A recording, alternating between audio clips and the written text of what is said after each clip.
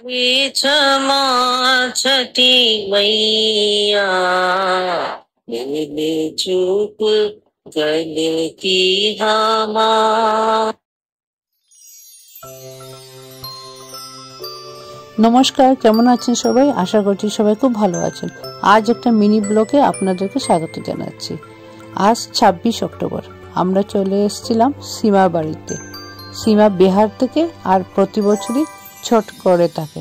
তো ছট পুজোতে আজকে সেকেন্ড ডে, কালকে ছিল ওই ফার্স্ট ডে, আজকে খারনা। আজকে আমরা এসেছি ওখানে ক্ষীর আর রুটি খেতে। ওটাই হচ্ছে আজকের মহাপ্রসাদ। এখানে এসে অনেকের সঙ্গে দেখা হলো। অবশ্যই আমরা খুব বেশি সময় বসিনি, কেন সীমা তো খুব টায়ার্ড হয়ে গেছে। আর জানেন তো ছট পূজার রিচুয়ালসগুলো খুব টাফ হয়। আজকে তারা ক্ষীর প্রসাদ খাবে, একটু জল খাবে, আর কিছু খাবে না। কালকের দিনে ওরা কিছুই খাবে না, সারা দিন না খেয়ে তারপরের দিন নেক্সট দিন দিয়ে সূর্যদেবকে অর্ঘ্য দিয়ে ওদের পুজোটা শেষ হবে।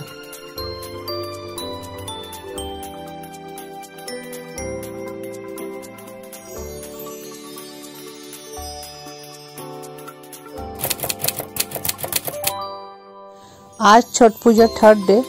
আজকে সন্ধ্যার সময় ওরা সন্ধ্যা অর্ঘ্য দেবে, তাই সকালে তাড়াতাড়ি স্নান করেই চলে এসেছিলাম সীমা বাড়িতে। আমরা সবাই মিলে ঠেকুয়া, গুজিয়া, লাড্ডু এসব বানালাম। অনেক বছর থেকে তো ঠেকুয়া, গুজিয়া ছট পূজার প্রসাদ খেয়ে যাচ্ছি, কিন্তু এবার প্রথমবার নিজের হাতে বানালাম। প্রতিবারই বান্ধবীরা দিয়ে থাকে, তাদের বাড়ির থেকে আসে, সেই প্রসাদও শেয়ার করে, এবং তারা যদি নিজেরা ছট পূজা করে সেটাও শেয়ার করে, কিন্তু কোনো সময় নিজের হাতে বানিয়ে আর হয়নি।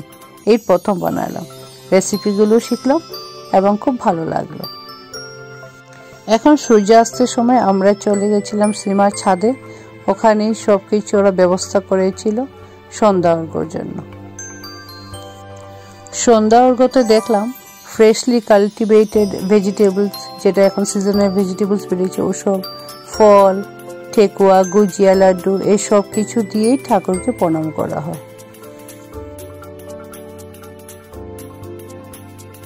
এখানে একটা কথা না বললেই নয়, এই যে আলপনাটা দেখছেন, এই আলপনাটা বড় দিদি দিয়েছে। সে খুব ভালো আলপনা আঁকে। তাকে সীমা এবার রিকোয়েস্ট করেছিল, তো বড় দিদি এসে দুপুর দিকে আলপনাটা দিয়ে গেছে। কি সুন্দর লাগছে দেখুন, একদম থিমের সঙ্গে পারফেক্ট বসেছে এই আলপনাটা।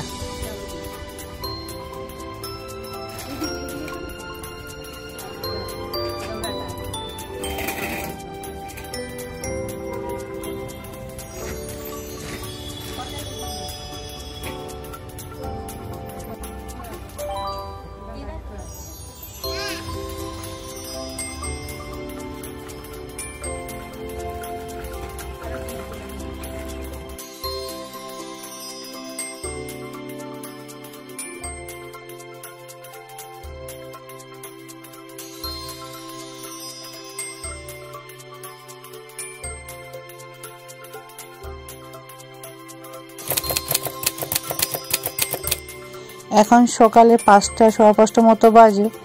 এখন উষা অর্ঘ্যর সময়, মানে সূর্যোদয়ের সময়তে ঠাকুরকে ওরা অর্ঘ্য দেয়। আমার এক বান্ধবী সুনিতা গেছিল, আমি আর যেতে পারিনি, তো সেই আমার সঙ্গে ফটোগুলো শেয়ার করলো, তাই ভাবলাম আপনাদের সঙ্গে শেয়ার করি। সকালে অর্ঘ্য দেওয়ার পর কিছু রিচুয়ালস থাকে, তারপর ওদের পুজোটা, ছট পুজোটা পূর্ণ হবে, আর তারপরই নির্জলা উপোসটা ভাঙবে।